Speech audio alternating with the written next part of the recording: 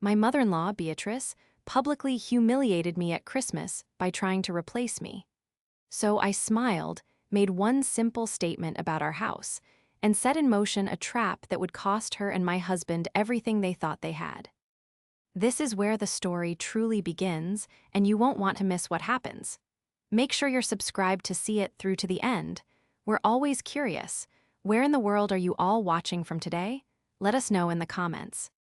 The scent of pine and roasting turkey filled the air, but I felt a chill that had nothing to do with the December snow outside. I was sitting in the corner of my mother-in-law's garishly decorated living room, nursing a cup of lukewarm tea. I'd been recovering from a severe bout of pneumonia, and this was my first major outing. I felt weak, fragile, and utterly exhausted. My husband, Mark, hadn't even helped me with my coat, having rushed off to greet his mother, Beatrice, the moment we arrived. He'd been distant for months, a coldness I'd mistaken for stress from his architectural firm. Beatrice, draped in emerald green velvet, clinked a crystal glass. "Friends, family, your attention." The chatter died down. I saw Mark standing beside her, a fixed, handsome smile on his face. "This year," Beatrice continued, her voice dripping with false sincerity, "we have so much to be thankful for. New beginnings, new opportunities, and new additions to the family." My stomach tightened. This was not the usual holiday speech.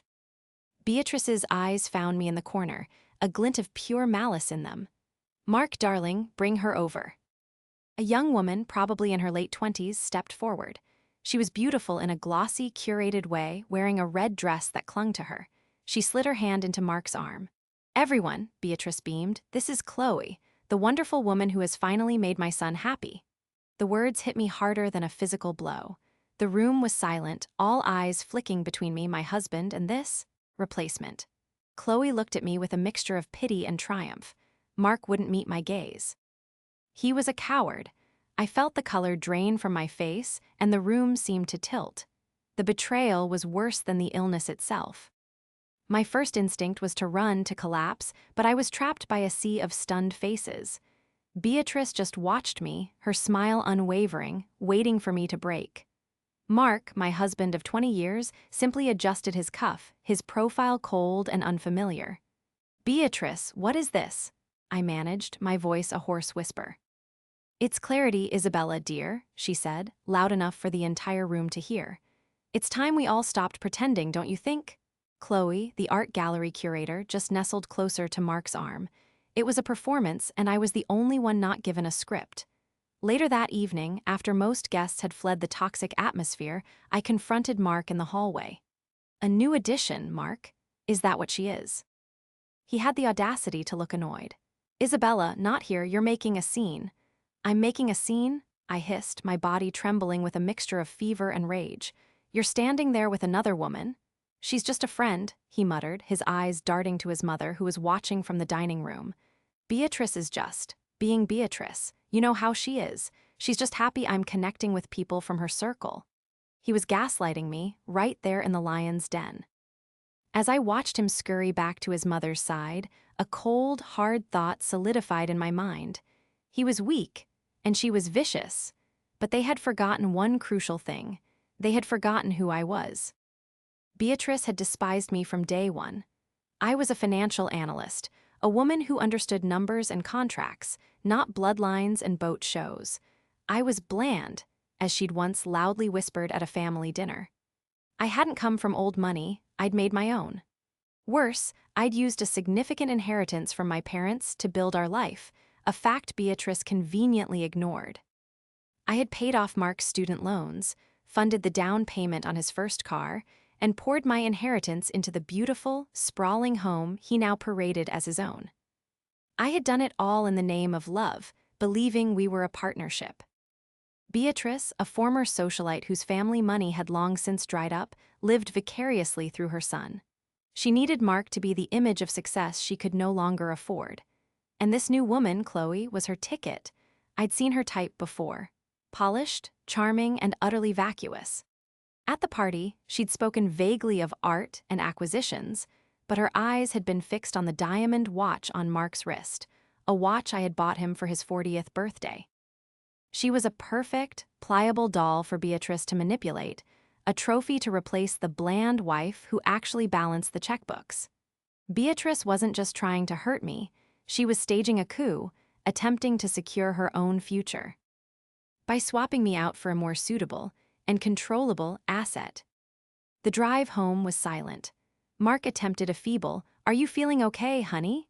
which I met with such a cold stare that he retreated into his phone. When we walked through the front door of my house, the shift in me was complete. The shock and hurt had calcified into pure, cold resolve. I was no longer a wife, I was a strategist. As a financial analyst, my entire career was built on risk assessment and asset protection. And Mark, in his charming recklessness, had forgotten the most important rule: always read the fine print. He went to bed, feigning sleep. I went to my study. I opened the safe and pulled out the folder, the deed, the trust documents. Years ago, when I'd used my inheritance to buy this house, my lawyer, a man who had served my father, insisted on one thing. The house and the majority of my inherited assets were to be placed in an irrevocable trust. My name, and my name alone, was on it. Mark was a beneficiary only in the event of my death, and even then with strict stipulations. I had done it to protect my family's legacy from Mark's terrible financial habits and his mother's endless loans. I picked up my phone and called my lawyer. "David," I said, "it's happening. I need you to start the paperwork, and I need a full audit of every joint account we have. I also want you to find me the best forensic accountant you know." I wasn't just going to leave, I was going to excavate. I was going to find out exactly what Mark and his mother had been planning, and I was going to use my skills to protect what was mine. A week later, the forensic accountant delivered his report. It was worse than I'd imagined. Mark had been systematically draining our joint accounts for 6 months, funneling money into a new, private account. The transfers coincided perfectly with Beatrice's sudden introduction of Chloe.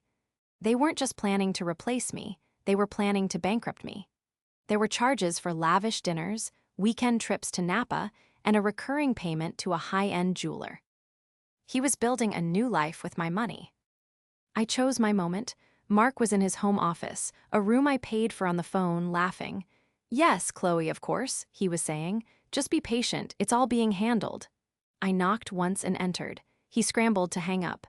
"Isabella, you startled me." "I have the accountant's report, Mark," I said, placing the thick binder on his desk. His face went pale. "I see you've been busy handling things."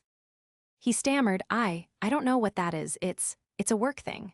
"Really?" I said, my voice dangerously calm. "Because it looks an awful lot like you've been embezzling from our family to fund your new girlfriend, the one your mother picked out."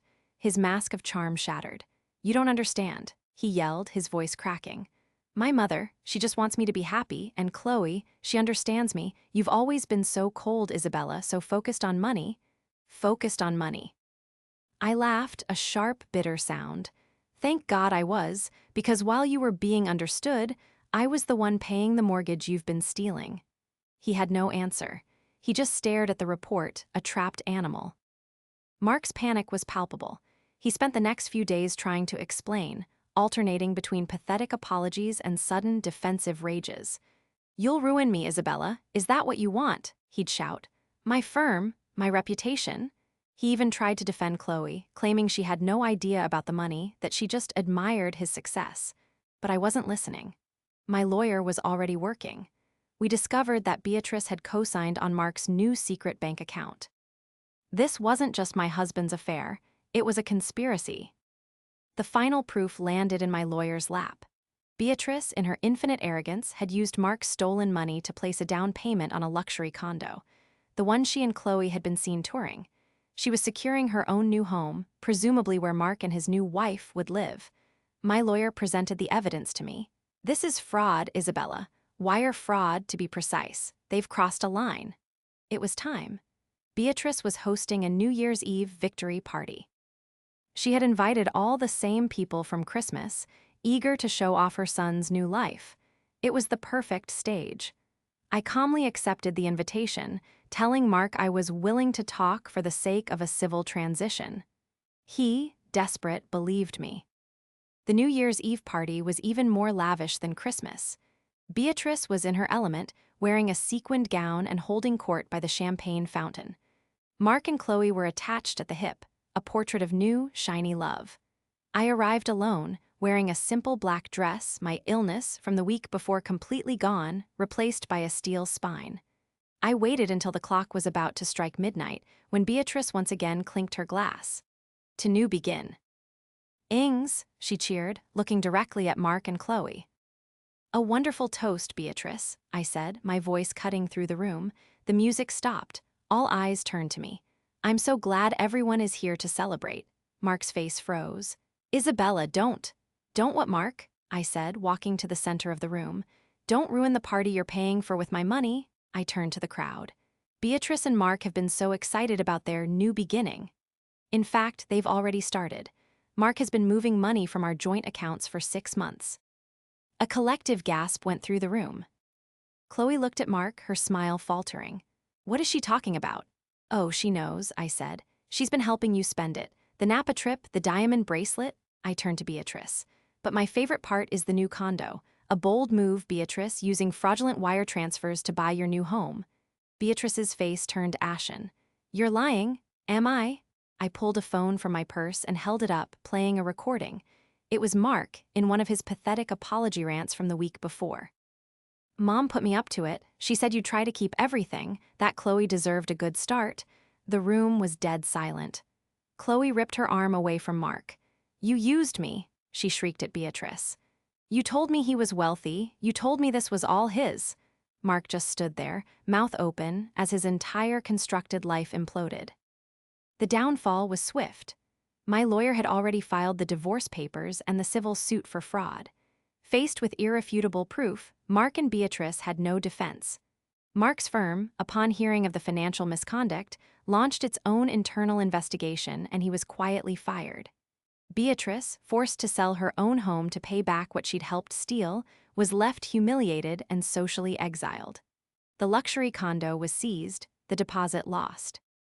Chloe, realizing she'd been a pawn in a game with no prize, vanished, but not before giving a very detailed statement to my lawyer in exchange for her name being kept out of the suit. As for the house, my house, I had the locks changed the day after the party. Mark arrived with a suitcase demanding to be let in. I simply met him at the door with a copy of the trust agreement. You've never owned a single brick of this house, Mark, I told him. You were just a guest, and your stay is over. Seeing the legal, ironclad document finally broke him. The last I heard, he was living in a small, rented apartment, scrambling for freelance work. The divorce was finalized in record time. I kept everything, the house, my inheritance, my assets. The joint accounts, now empty, were his problem. It took time to heal from the betrayal, but the peace in my quiet, secure home was profound. I'd spent 20 years managing a reckless husband and a toxic mother-in-law. Now, I was just managing my own portfolio, and it was thriving. The silence in the house wasn't lonely, it was victorious.